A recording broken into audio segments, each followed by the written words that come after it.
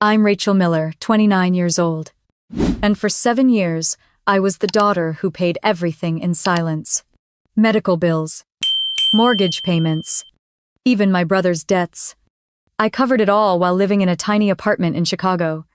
I thought it meant I belonged, that I was loved. But on Christmas night, as the candles flickered and snow piled against the windows, my parents looked me in the eye and said I wasn't even part of the family. What happened after? And the one sentence I finally said that silenced the entire room changed everything. Do you want to know how one Christmas dinner turned into the moment I reclaimed my life? That Christmas table looked picture perfect, with the tree glowing and plates full. Yet beneath the laughter, I already felt the quiet edge of being out of place. The snow kept piling against the windows as the conversation carried on. I tried to steady my breathing, telling myself not to let my mother's words take root. It was Christmas. After all, this night was supposed to be about family. Yet even as I reminded myself of that, the truth pressed in on me. For years I had been pouring every ounce of energy into keeping this family afloat. And somehow I was always cast as the one who thought only of herself. Michael was telling a story about a client at his insurance job. His voice booming, his hands gesturing in that confident way that had always earned him attention.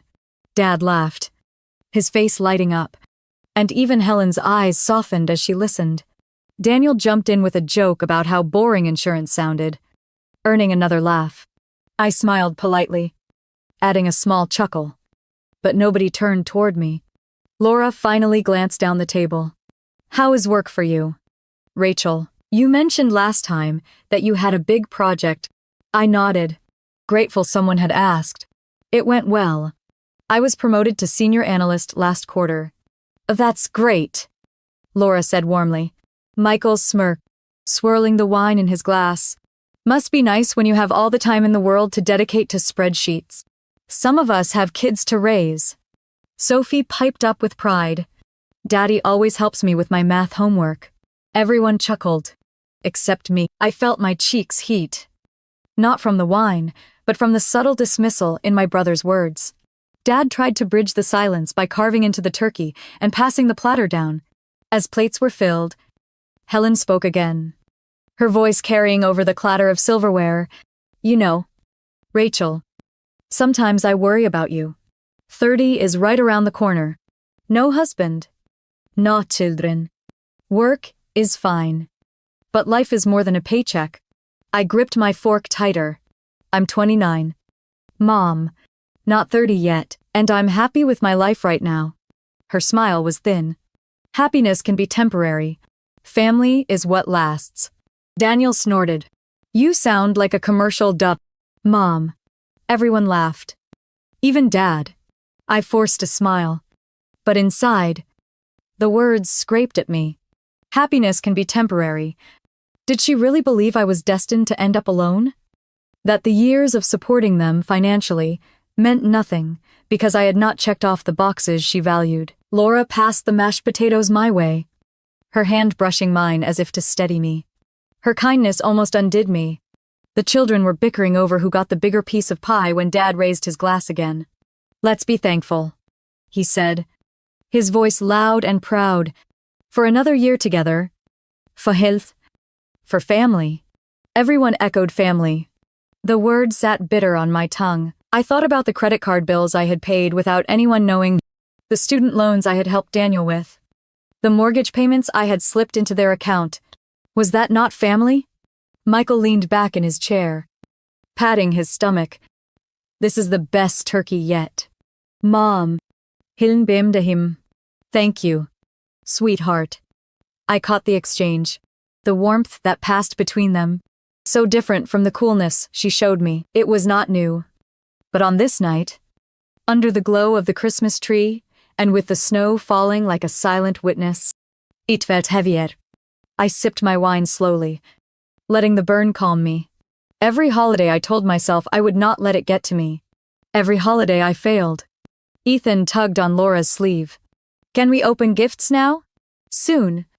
Honey, she whispered. Let's wait until after dessert. The table buzzed with chatter about past Christmases. Michael recalling the year his bike was hidden in the garage. Daniel talking about his first guitar. Each story circled around the boys, their accomplishments, their memories. I searched my mind for one I might share. But each time I tried to speak, another voice rose louder. Eventually, I stopped trying. Helen's eyes found me again. I just think, Rachel, that it is time you stop running yourself ragged with work. You should be here more. Invest in what matters. What mattered. I had been investing for years. In all of them. Quietly. Without recognition. My throat tightened. But I kept my tone even. I am here. Aren't I? She gave that same smirk. And the conversation moved on. But her words lingered like a cold draft across my back. I focused on Sophie, who was showing Ethan how to fold his napkin into a triangle. Their innocence softened something inside me. They did not know about the tension, about the ledger of sacrifices that weighed me down. To them, I was Aunt Rachel, who brought gifts and sometimes cookies. Dinner stretched on. Laughter, louder, with each refill of wine. I smiled when expected, answered when spoken to. But I felt like a shadow at the far end of the table. The glow of the candles did not reach me. The hum of belonging passed over me. When plates were cleared and dessert appeared, Helen leaned toward Michael, complimenting his new promotion, praising Daniel for performing at a local bar. Her voice was warm, proud. Then her eyes flicked to me. And Rachel, still working late nights in the city. The room quieted for a beat, everyone waiting for my response. I set down my fork carefully. Yes. Still working. Still building. Her smile was sweet. Her tone cutting. Well, at least you can afford nice wine for yourself. A few chuckles. Then silence. My father cleared his throat. Let's open gifts soon. I stared at the flickering candles, willing myself to swallow the bitterness. The night was far from over. But already, I knew where it was heading. I was once again the outsider in the house, where I had grown up, and it was only a matter of time before the cracks widened. I had been here before. Not in this exact room with candles and Christmas china, but in the feeling of being surrounded by family and yet set apart from them. That sense of isolation had been building for years, long before tonight, stretching back to when I first left for college. In 2012, I arrived at the University of Illinois with 2 suitcases and a scholarship letter folded neatly in my backpack. The campus felt enormous, the brick buildings towering over me. But I was determined. I worked evenings at a diner on Green Street, carrying plates of pancakes and coffee for students who had more time to socialize than I did. Between shifts, I studied until my eyes blurred, knowing every grade mattered. A full ride covered tuition, but books, housing, food, those were on me. My parents never said they expected me to send money home. But the first call came during my sophomore year. Dad's pickup had broken down, and they needed help paying the repair bill. Helen's voice on the phone was hesitant at first, but it carried an undertone that told me this was not optional. I wired $300, money I had been saving for textbooks. I told myself it was temporary. 2 months later, she called again. This time, it was a medical bill. Insurance had not covered everything. I sent another $300. By the time I graduated in 2016, I had sent over $2,000 home. Money scraped from tips and tutoring sessions. My friends bought tickets to spring break trips in Florida, while I stayed back in Champaign, working doubles at the diner and telling myself one day it would be worth it. When I accepted a job at a Chicago investment firm right after graduation, I thought things would finally change. My starting salary was higher than anything I had imagined as a kid watching my father struggle through construction jobs. I pictured renting a real apartment, maybe even buying decent furniture instead of hauling my thrift store couch. Instead, the calls increased. The mortgage was behind. Michael's car had been repossessed. Daniel wanted to start community college, but financial aid did not cover it. The roof had started leaking. The furnace broke in the middle of winter.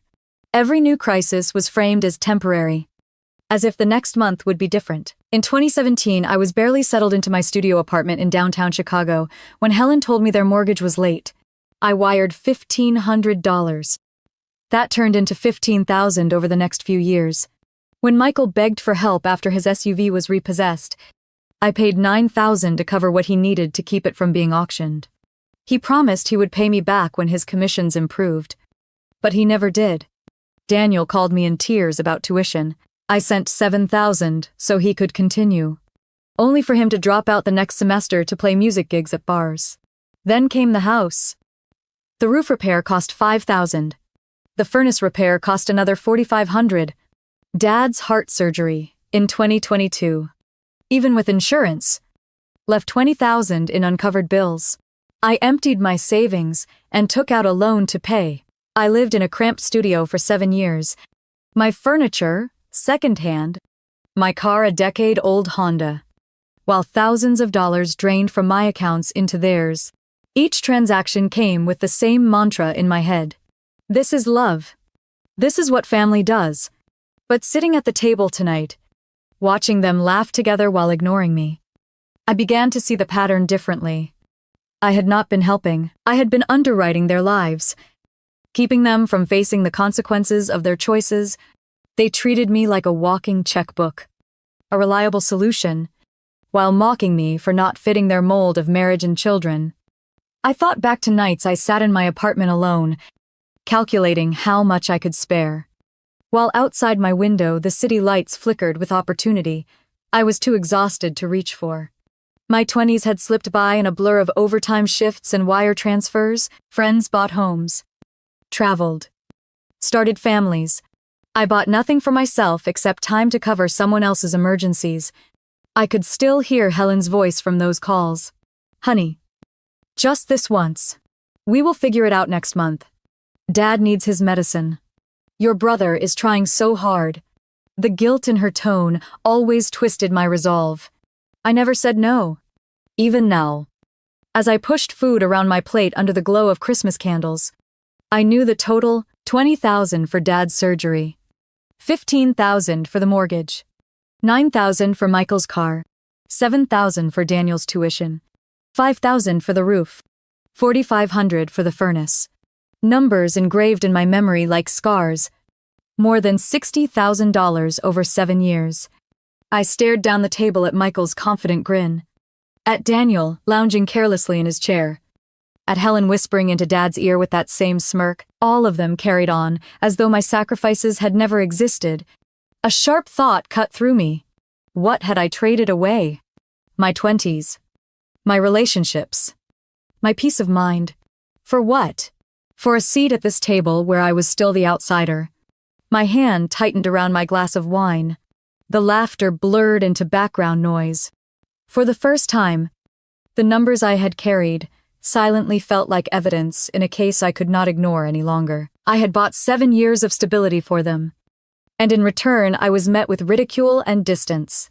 The bitterness spread through me as steady as the snow falling outside. I had given up my youth for this, and tonight, I was finally beginning to ask myself if it had ever been worth it. The turkey sat at the center of the table, golden brown and glistening under the soft light of the chandelier. The candles flickered against the ornaments on the tree in the corner, casting tiny reflections of red and gold across the room.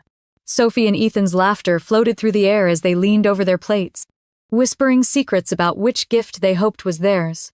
For a moment, if I closed my eyes, I could almost believe this was the kind of Christmas I had once imagined as a child. Warm, safe, filled with love. But when I opened them again, the distance between me and the rest of the family felt impossible to ignore. Helen moved around the table with the authority of a hostess at a formal banquet, pouring wine into Michael's glass, patting Daniel on the shoulder when he cracked another joke. When she reached me, she set the bottle down without a word and returned to her seat. The space she left was heavier than silence. After dessert, Sophie bounced in her chair. Can we open presents now? Please. Her excitement was contagious. And everyone laughed. Dad nodded with a smile, and the children darted toward the tree. Wrapping paper crinkled, the sound filling the room with its own rhythm. Michael handed Dad a rectangular box wrapped in glossy paper. Dad tore it open, revealing a new set of tools. Michael leaned back in his chair. grinning. Thought you might need to update that old set in the garage. Helen clasped her hands together, her voice high with delight. Oh, Michael. That is perfect. Your father will use those all the time. Dad chuckled. Very thoughtful. Son. Daniel was next. He passed over a small photo frame. Inside, a picture of himself with Dad at a fishing trip last summer. Dad's eyes softened as he looked at it. And Daniel gave his crooked smile. Figured you'd like something to put on the mantle. Helen leaned across the table to touch Daniel's arm. That is such a meaningful gift. You know how much your father cherishes those memories. The room hummed with warmth. Everyone seemed wrapped up in the glow of Michael's and Daniel's offerings. I sat quietly, watching as Helen's face lit with approval, her pride unmistakable. When it was my turn, I slid the packages I had carried from Chicago across the carpet toward them. My chest tightened with anticipation. I had chosen carefully, walking through stores weeks ago, with their voices echoing in my mind. A gold necklace with a delicate clasp for Helen, a set of high-quality woodworking tools for Dad. I thought about the hours I had worked, the money I had pulled from my own savings, telling myself this year would feel different. Dad opened his box first. His eyes widened as he lifted the tools out. Polished and heavy, he ran his fingers along the handle, whispering that they were beautiful. I felt a flicker of pride. Helen unwrapped her necklace, the chain catching the light as she held it up. For a moment, her expression was unreadable. Then, she placed it back in the box and set it on the table. That is nice, she said flatly, before turning her attention back to Sophie, who was already tearing into her stocking. The moment passed without acknowledgement. No smile, no warmth, no words of praise like she had showered on Michael and Daniel. Dad murmured, "Thank you again," slipping the tools back into their case. But the energy in the room had shifted. I sat there, hands resting in my lap, the weight of Helen's dismissal pressing into me. Michael cracked another joke about how Dad could finally fix the squeaky step on the porch. And everyone laughed. The sound cut through me, harsh and sharp. My gift had disappeared into the background like an afterthought. Laura glanced at me from across the table, her eyes soft with apology she did not voice. She helped Sophie untangle a ribbon, filling the silence I could not. Inside, something twisted. I had spent hours choosing those gifts, had drained more money into this family than anyone would ever admit. And still, I was invisible. My brother's modest offerings were praised like treasures, while mine was brushed aside. The imbalance had always been there. But seeing it play out so clearly in front of me felt like someone pressing a finger into a wound I had been hiding. The laughter swelled again as wrapping paper piled high around the tree, and I realized I was sitting in the middle of my family, but not truly a part of them. I smiled faintly, willing myself to appear calm, though inside a storm was gathering. Tonight was confirming what I had feared for years. No matter how much I gave, I would always be the outsider, seated at the same table but treated like I did not belong. Dad lifted his glass and declared that he wanted to make a proper toast. His voice, warm and steady, rolled across the table as he thanked everyone for being there. For another Christmas. For another year together. The fire in the living room crackled like it was adding its own applause, and the glow of the candles seemed to agree with him. The children raised their glasses of milk with wide grins, clinking against the taller wine glasses, laughing as the liquid sloshed dangerously close to the rims. For a fleeting moment, I wanted to believe his words, to sink into the image of family gathered in peace, the kind of holiday I had always told myself we were having. But then Helen spoke, her eyes fixed directly on me as she raised her glass.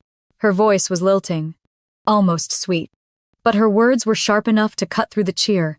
A daughter at your age should be thinking about a husband and children, not burying herself in 60-hour work weeks. The table quieted as if everyone had been waiting for her to say it. Michael chuckled, quick to fill the silence. No wonder you are still single. Rachel, who has time for a relationship when you are married to spreadsheets? His grin widened as if he had landed a clever punchline. Daniel leaned forward with a grin that was all teeth. Do you guys remember when she was little and used to make budget charts for her allowance? She would tape them to her bedroom wall, like she was running her own bank. Michael laughed harder, nearly spilling his wine. And even Dad gave a short laugh, shaking his head like it was a harmless quirque memore. But I felt heat rising into my cheeks as though the whole room was conspiring against me. I forced myself to press my lips into a small smile, pretending it was all in good fun. My hands slid under the table, fingers pressing against my palms to stop the trembling. The laughter filled the room, warm and unrestrained for them, but cold and suffocating for me. Helen sipped her wine, her gaze sliding over me with an expression of smug satisfaction. She did not need to say more. Her sons had done it for her. Laura cleared her throat softly. Shifting in her seat, she reached for the breadbasket, her hand brushing Sophie's shoulder, a quiet gesture that felt protective. She gave me a small, sympathetic smile, but she stayed silent. I did not blame her. She knew the balance of power at this table. Sophie broke the tension for a moment, waving a shiny bow she had pulled off one of her gifts. Look, Mommy! I can wear it in my hair. Her innocent voice filled the room with joy. And everyone laughed with her, grateful for the distraction. I smiled at Sophie, too. Though my chest tightened with something far heavier than amusement, Michael leaned back in his chair, crossing his arms with a grin that reminded me too much of our teenage years when he could charm his way out of anything. Some things never change, he said, nodding toward me. Rachel has always been obsessed with numbers, Daniel added quickly, smirking. She still keeps track of every penny. That is just who she is. Their laughter came again, louder this time, spilling into the corners of the room. Dad shook his head, trying to play peacemaker with a light chuckle. That's just Rachel, he said, as though I were an old joke everyone already knew. I stared down at my plate, my fork resting against the rim, the food untouched. I could hear the fire pop in the other room, the faint whistle of wind pressing against the windows. But all I could feel was the weight of humiliation. This was my family, the people I had poured myself out for year after year. And they were laughing at me as though I were nothing more than a punchline. I lifted my glass slowly, letting the wine steady me. My hand trembled despite the effort. I told myself not to speak, not to let them see how much their words cut. Silence had always been safer, but each word tonight etched itself deeper. Each laugh pressed harder against wounds I had carried quietly for years. Helen leaned in slightly, her voice low but clear enough for the whole table. A career is fine, Rachel, but don't fool yourself. It cannot keep you warm at night. Her eyes sparkled with something colder than the snow outside. Michael chuckled again, raising his glass toward me as if it were a toast. Maybe next Christmas she will bring a boyfriend instead of balance sheets. Daniel laughed so hard he slapped the table, startling Ethan, who dropped a fork onto the floor. The sound of it clattering against the tile echoed in my ears. Laura bent to pick it up quickly, her face flushed with discomfort. Enough, she whispered, but her voice was swallowed by the laughter. I sat still, smiling faintly, my back rigid against the chair. I felt small in that moment, smaller than I had ever felt in this house, smaller than I had even felt when I was 15 working shifts at the diner to save for textbooks while they teased me for being boring. It was as if time had collapsed, and I was once again the overlooked child, the middle one caught between a golden boy and a charming baby brother, trying and failing to be seen for anything beyond her usefulness. The room grew louder, their voices overlapping as they traded jokes at my expense. I nodded occasionally, pretending to share in the laughter, but my eyes burned. I stared at the gold necklace still resting in its box beside Helen's wineglass, untouched and forgotten. My gift, like me, had been dismissed. I pressed my nails deeper into my palm beneath the table, grounding myself with the sting. Around me the lights twinkled, the fire blazed, the trees sparkled, and still I sat frozen. When Dad finally called for another round of dessert, the noise began to shift back toward the children and their excitement. I exhaled slowly, almost trembling with relief. The storm inside me had not quieted. But for now, it was hidden. No one seemed to notice the silence in me. No one asked if I was all right. They carried on with their pie and coffee and small talk, while I sat there at the far end of the table, surrounded by everything that looked like family, but felt nothing like it. The clinking of forks and the murmur of small talk faded into the background as I stared at the twinkling lights on the Christmas tree. My mind drifted to a different apartment. A different December. Years ago, when I had still believed balance was possible. Mark Evans had been my partner for nearly 3 years. He was steady and kind. A civil engineer who loved hiking trips and Sunday mornings at the farmer's market. We met in Chicago through mutual friends. And for a while it felt like I had finally found someone who saw me beyond the numbers and the responsibilities. He liked the way I laughed at his dry jokes, the way I listened when he talked about bridges and projects that seemed boring to everyone else. I liked how he made the city feel less lonely. But as my family's demands grew heavier, Mark began to notice. I skipped dinners because Helen had called, panicked about bills. I canceled weekend trips because Michael needed help with his car payments. I stayed late at the office, not because I wanted to, but because I had to keep up with the workload that paid for everyone else's emergencies. One night, he came over to my studio. A cramped space, with secondhand furniture, and a view of the alley. I had meant to cook, but instead I was hunched over my laptop transferring funds for Daniel's tuition. He sat down on the couch, watching me quietly. Finally he said, "You are always working or saving someone else. Where do you fit into your own life?" I had no answer. I only knew that saying no to my family felt impossible. A few months later, he ended things. He said it gently. The way Mark always did, but it was final. He wanted a partner, not a caretaker for the world. I cried into my pillow that night, muffling the sound so the neighbors would not hear. The next morning I went to work, logged into my spreadsheets, and carried on. Since then, years had passed. Friends from college posted pictures of weddings in Napa Valley, baby showers in cozy suburban homes, vacations to Cancun and Paris. I scrolled through the images late at night in my little studio, telling myself I was happy for them. But beneath that, a hollow ache pulsed. I thought about the times I had walked into empty rooms with no one waiting for me. The quiet of my apartment settling over me like a heavy blanket. I had told myself I was independent, strong, successful. Yet the truth was that I had traded chances at love, at companionship, at a family of my own, for a family that never truly accepted me. My fork scraped against the plate as I blinked back into the present. Across the table, Michael was describing a new client he had landed. His voice loud and confident.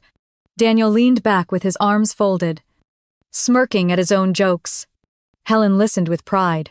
No one noticed the storm rising in me as I thought about what I had lost. The memories pressed harder. Mark had once asked me to come with him on a hiking trip in Colorado. I had said no because Dad's truck needed repairs, and I had worked extra hours to cover it. He had once brought up the idea of moving in together. I had laughed nervously, saying I could not because I needed the flexibility of handling my own bills. The truth was, I could not commit to him when all of my commitments were already claimed by people who never asked what I needed. It hit me with force, sitting there at that table, that my loneliness was not only the result of long work hours, it was carved out by the expectations of my family, by years of choosing their crises over my own life. Every time I sent a wire transfer, I sent away another piece of myself. Sophie tugged at Laura's sleeve, asking when they could open more gifts. Laura smiled down at her daughter, smoothing her hair, her eyes warm. I watched the small scene, the ease of it, the bond that came naturally. A pang hit me so sharp, I had to put my glass down before I dropped it. I would never know what my life might have been if I had been allowed to focus on building my own family. Instead, I had been an ATM machine, disguised as a daughter. Dad coughed lightly, patting his chest before taking another sip of water. Helen fussed over him, placing a hand on his arm, her concern obvious, and still, my mind whispered, who had paid for the surgery that saved his life. The ache swelled into something closer to grief. Not grief for Mark alone, but for the years I had lost. The choices I had never been able to make for myself.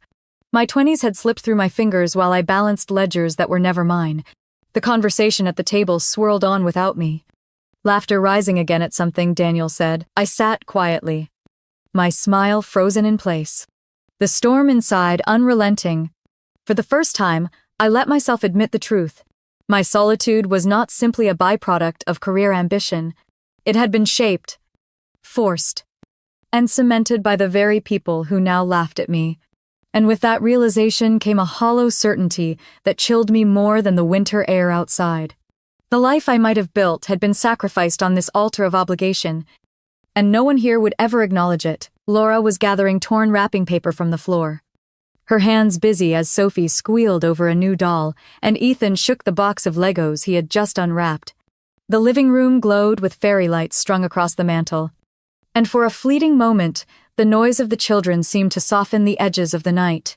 I glanced toward the tree where the 2 boxes I had brought from Chicago still sat beneath the lowest branches.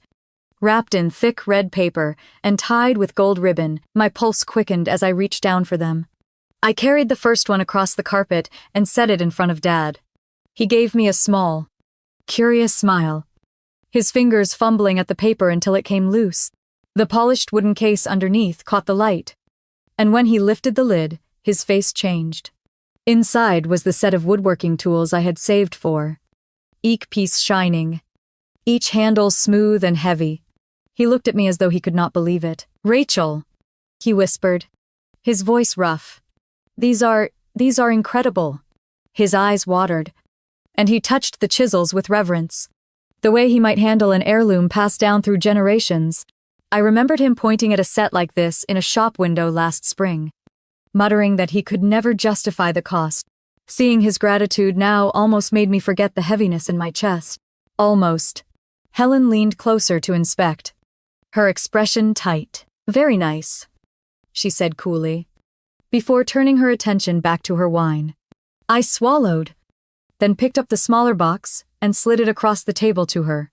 She peeled the paper more carefully than Dad had, her fingers slow, until the velvet box appeared. She lifted the lid. A delicate gold necklace shimmered inside, the pendant catching the glow of the candles. I had chosen it weeks ago, picturing how it might look against her burgundy sweater, hoping it would be a way to bridge the distance that always stretched between us. Helen held it up to the light for barely a second before laying it back into the box, her lips pressed into a thin smile. "That is very nice. Rachel, maybe you just wanted to show us how much more you can spend than the rest of us." The words fell heavy, cutting through the hum of conversation. Dad shifted uncomfortably in his chair, his gratitude dimming under the weight of her tone. Michael glanced down at his plate. Daniel smirked, though even he seemed unsure whether to laugh. "Iblingaha," the necklace gleaming from where she had set it aside. "Unwanted." My voice came out quiet. "I only wanted to give you something special." Helen tilted herhel, sipping her wine. "You always think money can stand in for everything else. That if you buy enough, we will mistake it for love." The silence that followed stretched long and sharp. Laura's fork clinked against her plate as she set it down, her eyes fixed firmly on the children, who were thankfully distracted with their toys. Sophie hummed to herself while Ethan built a Lego tower, unaware of the tension crushing the room. Dad cleared his throat, his voice tentative. "Helen, that's not fair." Rachel was thoughtful. "These are beautiful gifts." But Helen would not relent. She set her glass down and leaned forward. "Hergatze unwavering. Generosity. Or performance. Sometimes, I can't tell with you." A flush crept up my neck, humiliation burning in my cheeks.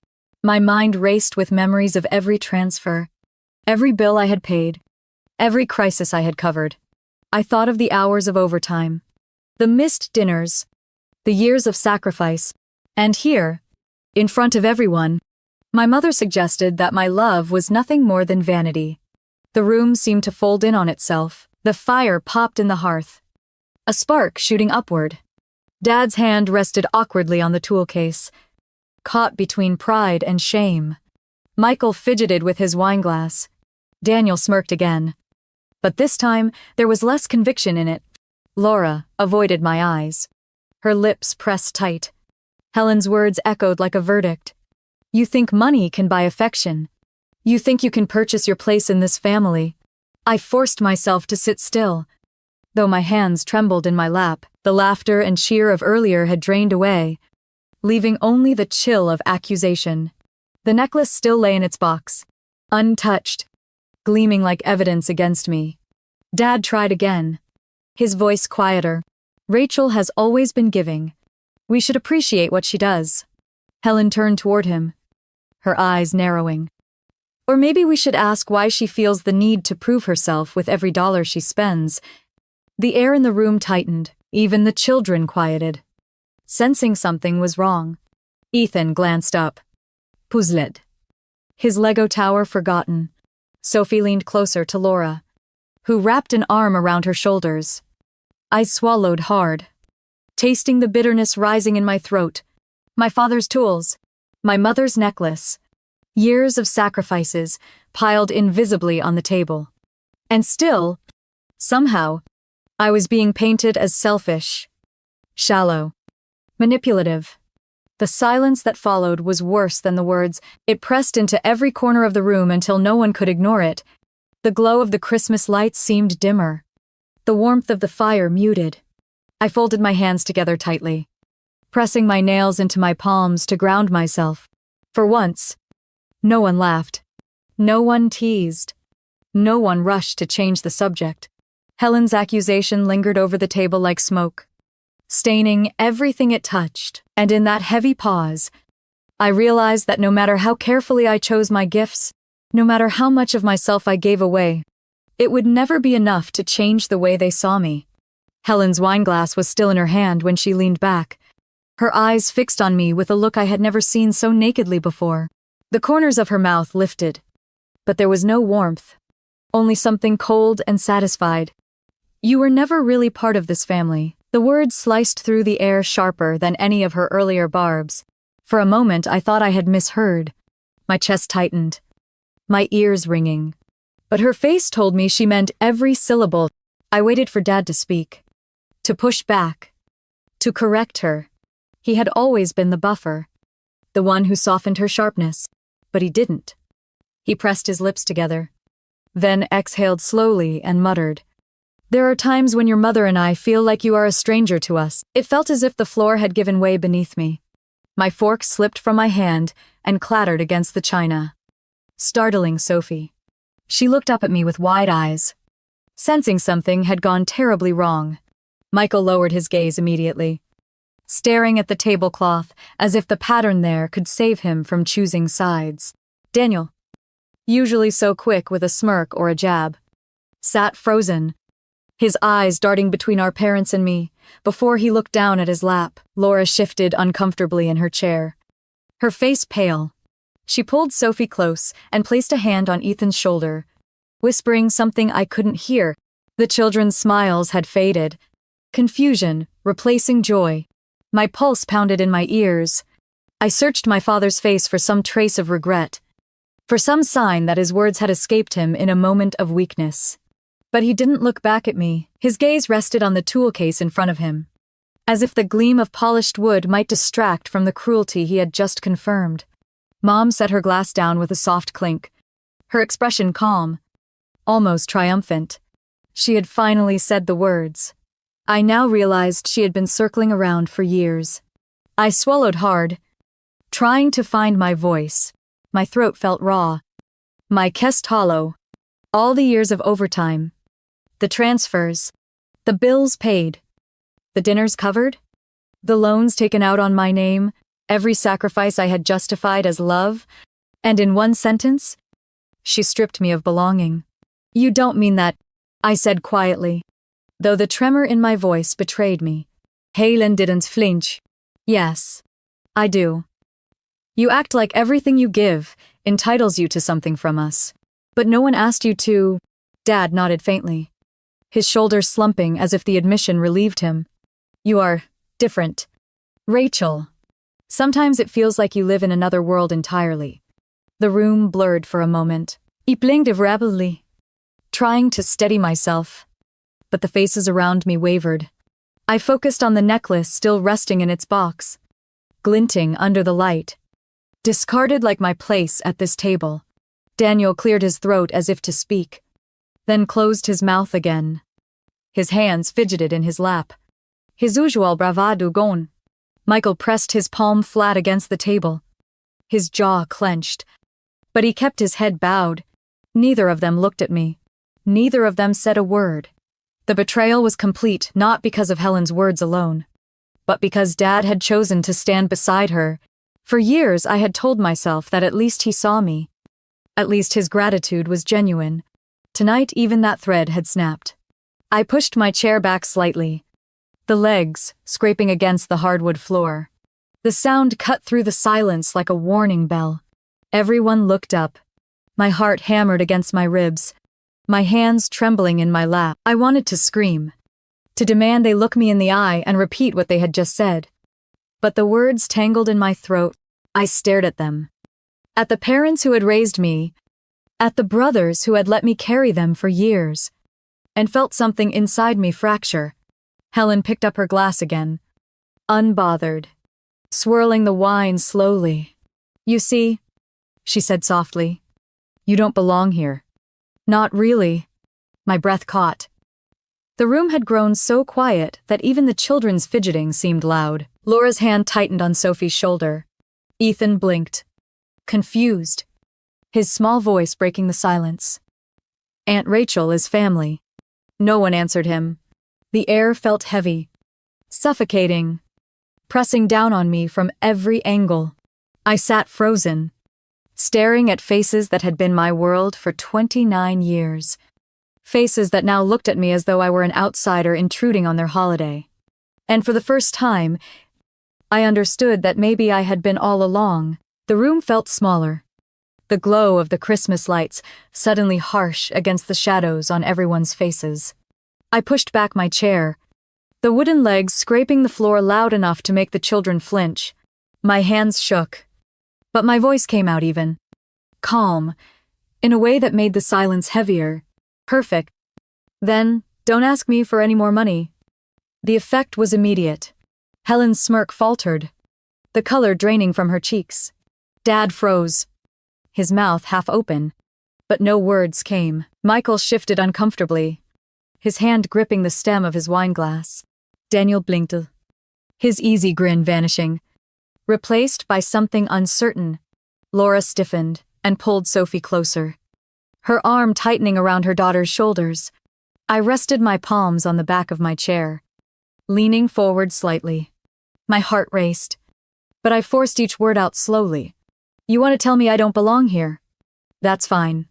But if I'm not part of this family, then stop treating me like your lifeline. The quiet stretched until it pressed against my chest. Helen finally spoke, her voice sharp. This is not the time. It is exactly the time. I cut in, louder now, because for 7 years, I have been the one paying for everything. And if I'm nothing to you, then let's put the numbers on the table. Dad's brow furrowed. Rachel, please, $20,000. I said firmly, my gaze sweeping across each of them. That's how much I covered for Dad's heart surgery last year, when insurance wouldn't pay. I emptied my savings and took out a loan. Dodds Aish fell, shame flickering across his face. $15,000 to keep the mortgage from defaulting. I sent it quietly, so the bank wouldn't take this house.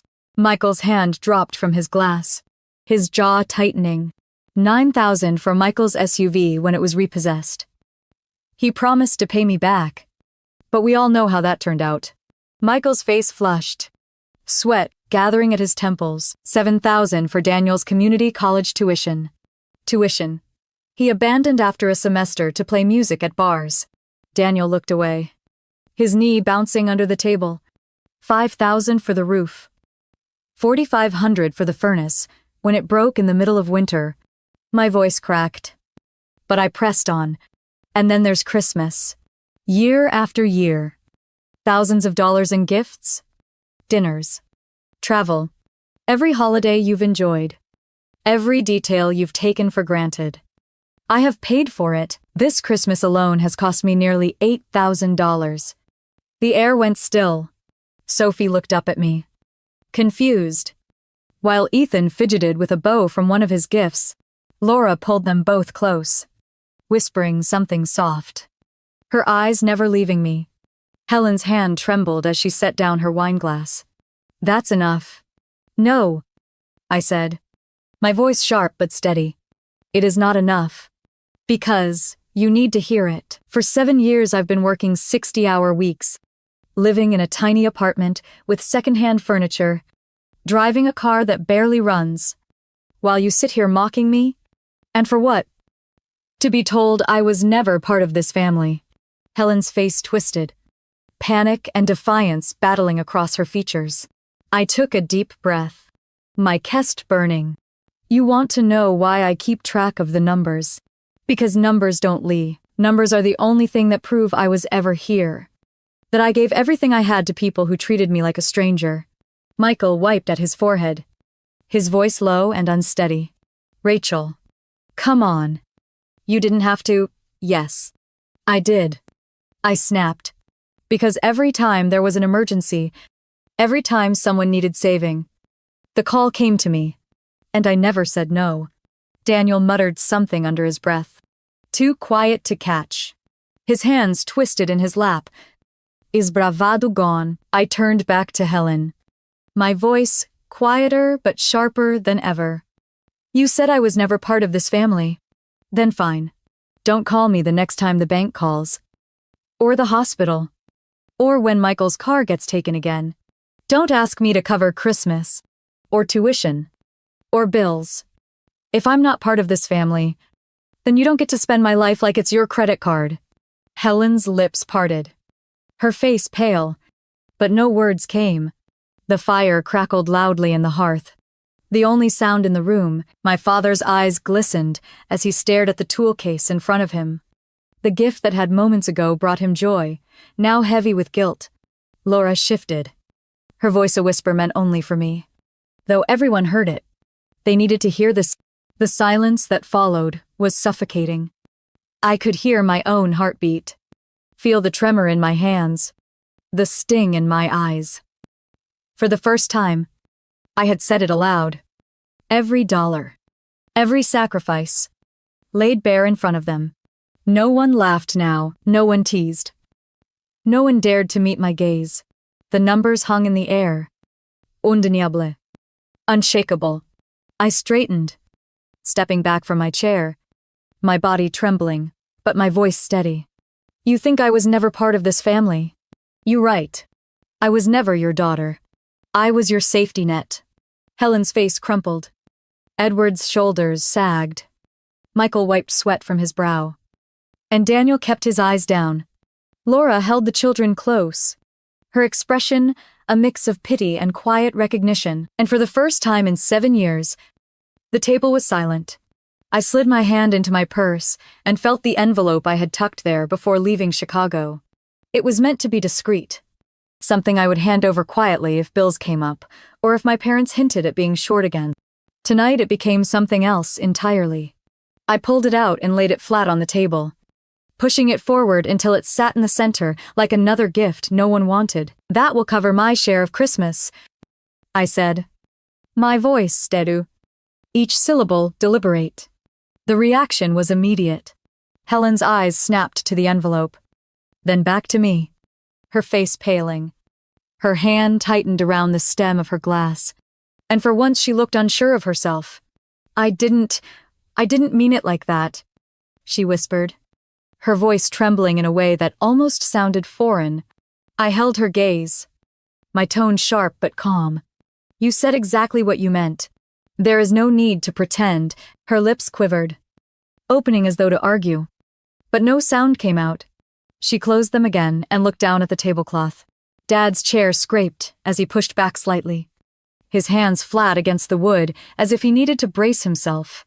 Rachel, please, he said, his voice low and shaking. Don't do this. Sit down. Let's talk. Talk about what? I asked, my chest rising and falling. About how you both decided I was never part of this family. About how you've lived off me for years while mocking me. There is nothing left to talk about. Michael shifted uncomfortably, his face red.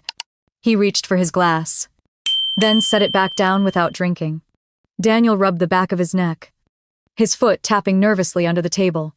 Neither spoke. I reached for my coat draped across the chair and pulled it on slowly, smoothing the sleeves down with hands that no longer shook. For once, I wasn't trembling. I was certain. Helen's voice broke the silence again. Softer this time. Almost pleading. Rachel. I didn't want it to come out that way. I was upset. I said things I shouldn't have. I turned to her. My voice firm. You've said it in more ways than one. Over years. Not just tonight. You didn't slip. You finally told the truth. Her face crumpled, but I felt no relief in it. Dad stood halfway, his hand reaching out before falling back to his side. His shoulders slumped. Rachel, it's Christmas. Families fight, but we don't walk away. I looked at him, my heart aching, but resolute. Families fight. Yes, but they don't treat their daughters like a bank. They don't strip them of belonging after everything they've sacrificed.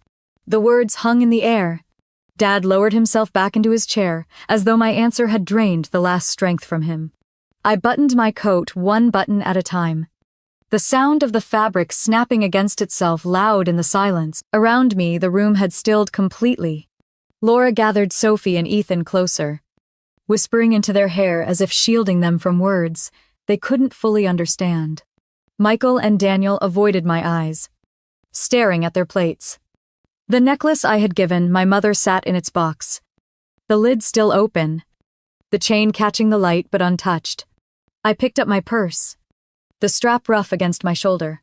The envelope remained on the table, untouched, an unspoken boundary drawn between us. Helen's voice wavered again as I reached for the door. Rachel. Wait. Please. He didn't mean it. I stopped with my hand on the frame, the cold air leaking in from the draft around the door.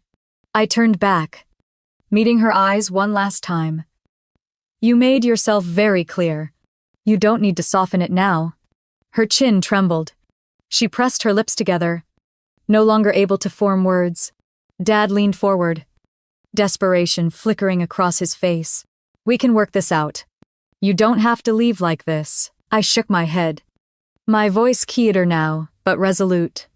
I do. Because I can't keep pretending this is family when you've all admitted it isn't.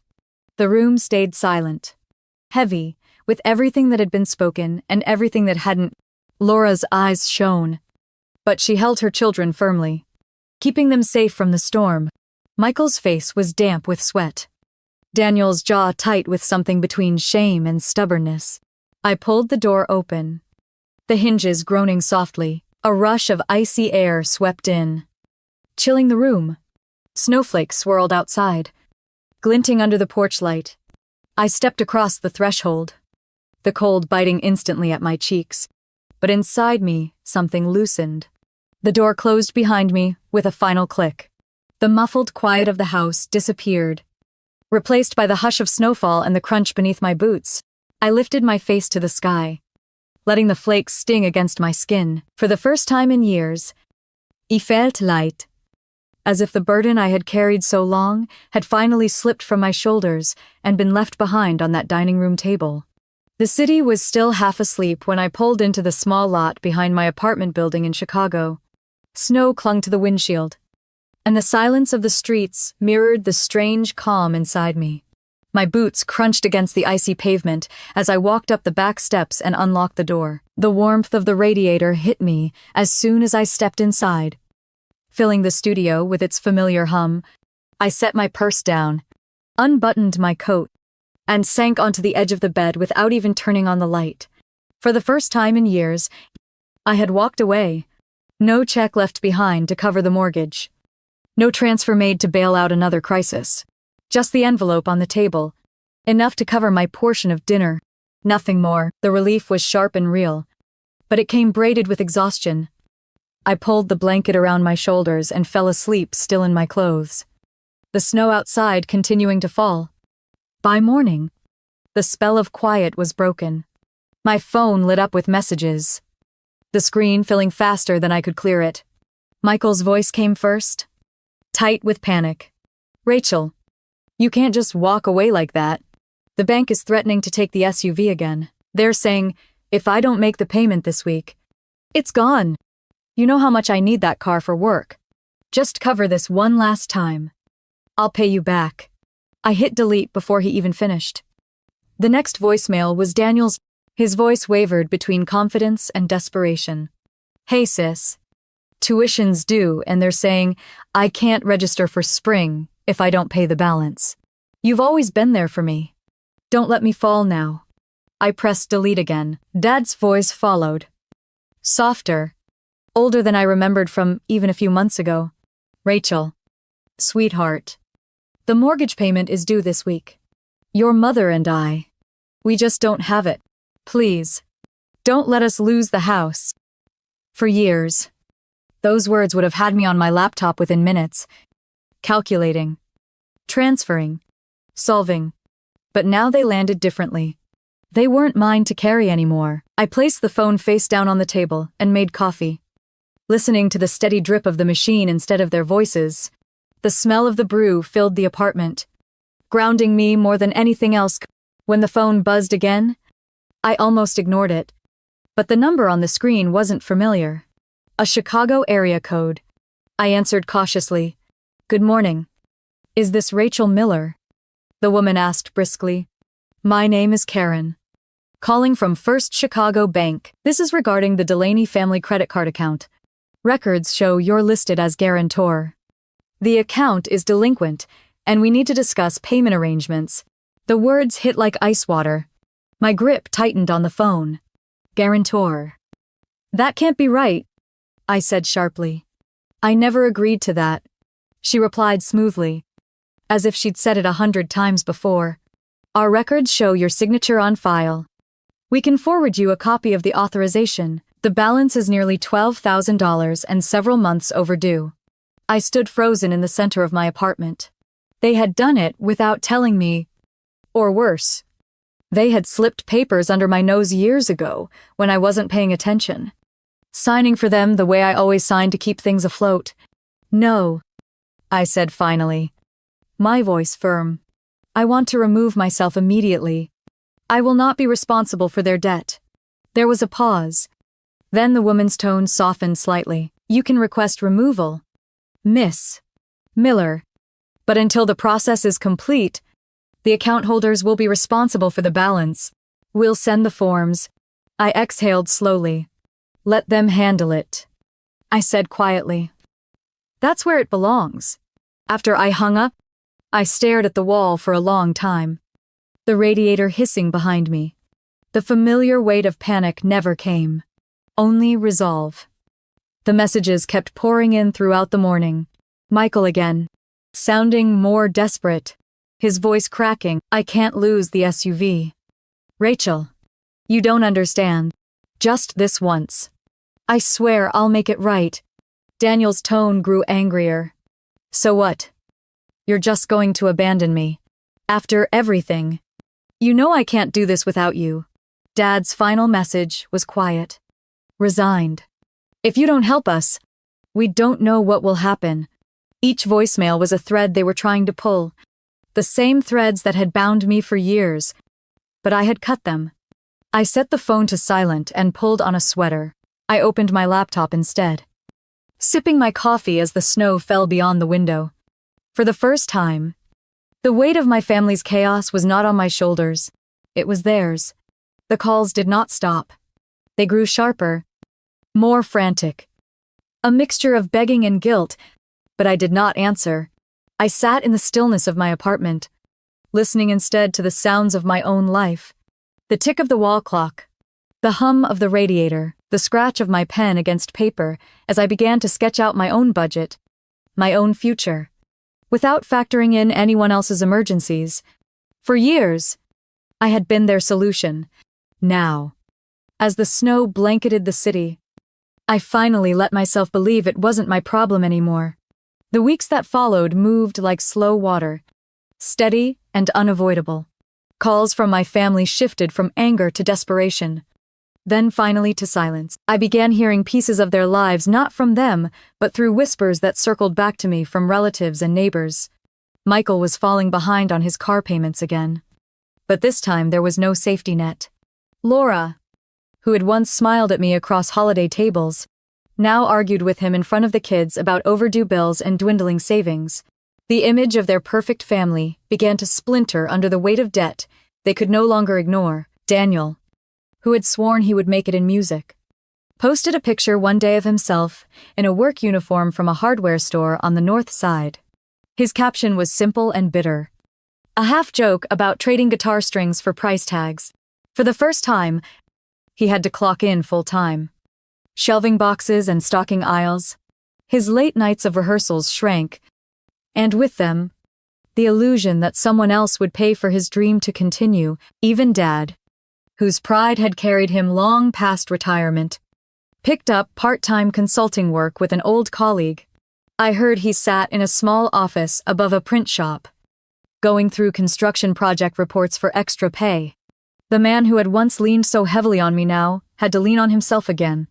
The house itself began to tell the story too. A cousin mentioned that the furnace had gone out again, and without me there to write a check. They patched it with space heaters and blankets. The roof repairs I had covered the year before were already straining again. And this time, they had to negotiate directly with the bank for an emergency loan. Each crisis that once came to me now landed squarely in their laps.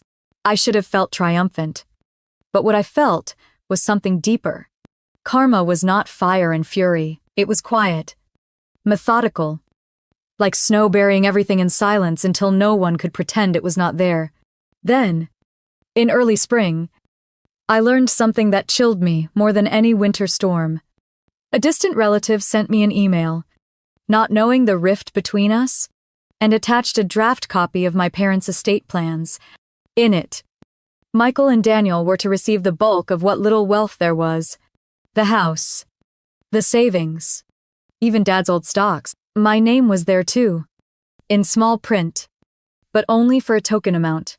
I had been nearly erased from the future, the same way I had been dismissed in the present. Reading those lines, I felt the familiar sting in my chest. All those years of paying their bills, keeping their roof secure, sacrificing my life, and still they had never intended to acknowledge me as equal. I set the papers down and stared at the window, the Chicago skyline hazy in the distance. For a long moment, I wanted to crumble, but then something inside me shifted. Their choices no longer defined me. Their will could leave me out, but it could not erase who I had become. That spring also brought unexpected light. My manager at the investment firm called me into her office one Friday morning, her smile wide. She explained that I had been invited to speak at a national financial literacy conference in New York. They wanted me to share not just about managing wealth, but about setting boundaries, especially with family. I laughed at the irony, but she touched my arm gently and said, "This is important, Rachel. People need to hear your story." The weeks leading up to the conference were a blur of drafts and rehearsals. I wrote late into the night, trying to find the words that could capture the years of strain. The nights I stayed awake worrying about bills that weren't mine. The moment I finally said enough, it felt strange to turn personal wounds into lessons. But as the speech took shape, I realized it was not just for them. It was for me too. The day of the conference. The ballroom lights were bright and hot, and rows of faces stretched out in front of me. Executives, advisors, young analysts fresh out of college. My hands shook as I gripped the sides of the podium. But when I spoke, my voice was strong. I told them about boundaries, about love twisted into obligation, about how numbers don't lie, but affection does when it is conditional. He didn't name names, but I told the truth. As I finished, there was a beat of silence before the applause rose. Steady and warm. People stood, clapping, nodding, some even wiping their eyes. I felt heat rise in my chest. Not from shame, but from something I had never tasted in my own family's dining room. Recognition. Respect. Reporters asked for quotes afterward, and articles appeared in trade publications the following week. My words were summarized. My story reshaped for headlines, but the message stayed the same. I was no longer the silent daughter who paid the bills in the shadows. I was a woman standing in the light of her own worth. That night, back in my hotel room, I sat by the window and watched the city lights stretch endlessly. My phone buzzed on the nightstand with another message from Dad. His voice was hoarse, weary, asking again if I would call. I didn't press play. I left it where it was, the skyline glittering before me. My name newly printed in a program that would be saved on shelves long after this night. For the first time, I did not measure myself against their absence. I measured myself against the life I was building, one that no one could take credit for but me. And in that quiet moment, I understood something my family never had. My value had never been in what I gave away. It had always been in who I was. Snow was already falling when I pulled into the familiar driveway in Evanston on Christmas Eve of 2024. The house looked smaller than I remembered, but strings of lights glowed along the eaves, and a wreath hung neatly on the front door. For a moment, I sat in the car and let myself breathe. A year ago, I had walked away from this place with nothing but resolve. Tonight, I was coming back by choice. Not obligation. David reached over and squeezed my hand. "You ready?"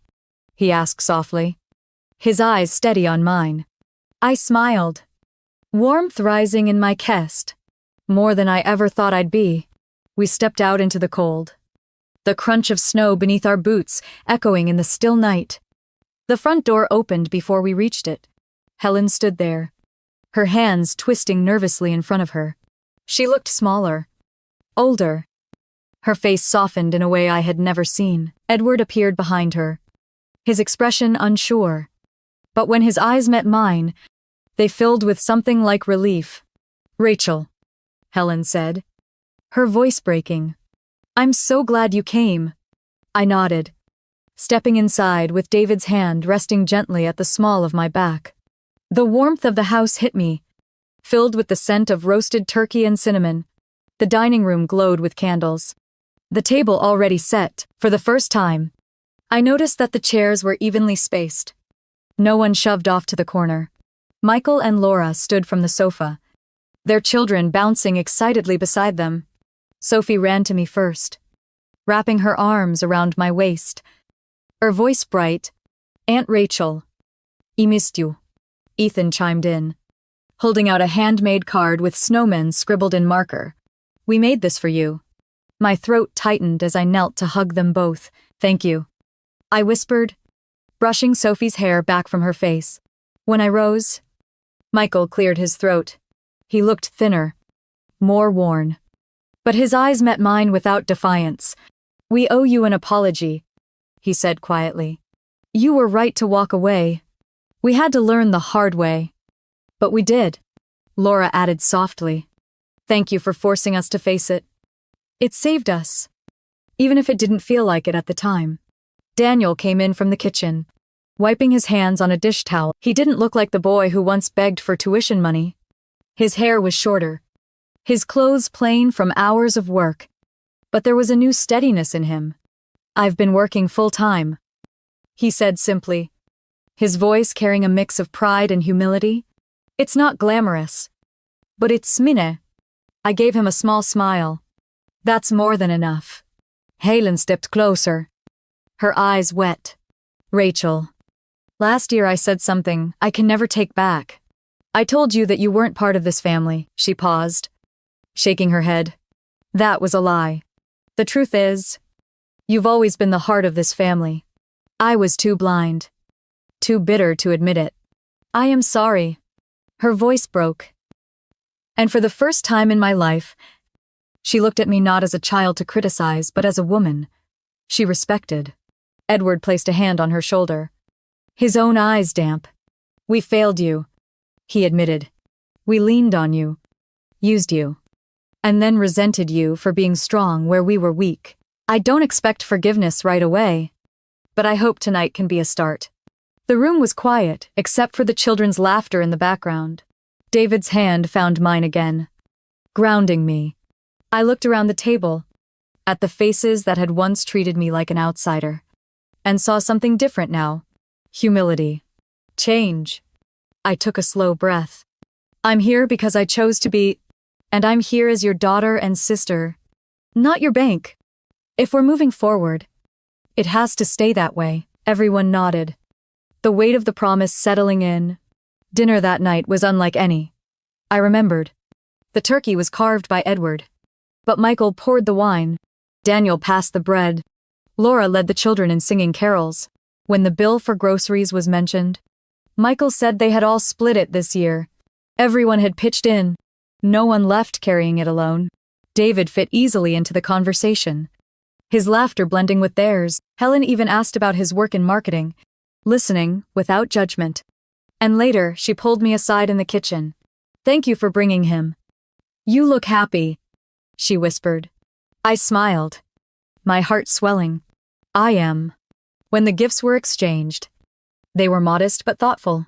Michael handed me a scarf Sophie had picked out. Daniel gave me a journal with a note inside that read, "For your story, because it deserves to be written." Helen and Edward presented me with a framed family photo taken years ago. Their way of saying I had always belonged, even if they had failed to show it. As the night wound down, I looked around the table one last time. The fire crackled. The children played on the rug. And for the first time, I felt the warmth of belonging without the weight of obligation pressing against my chest. Walking to the door with David at my side, I turned back. "Tonight mattered," I said softly, "because it shows that sometimes the harshest words we speak are the ones that save us. They don't just save us from others. They save the family too." Outside, snow drifted gently under the porch light, and I let myself feel at peace. If you've ever been forced to set a boundary with the people you love, if you've ever carried the weight of a family on your back and wondered if speaking up would break everything, I hope my story shows you the truth. Sometimes it takes the hardest words to build the life and love you deserve. Share your thoughts in the comments. Let me know if this touched something in your own story. And if you want to hear more about family, fairness, and the strength it takes to protect yourself, don't forget to like this video and subscribe. Your voice matters here, and I would love for you to be part of this community. Until next time, take care of yourself. And remember, your value isn't in what you give away, it is in who you are.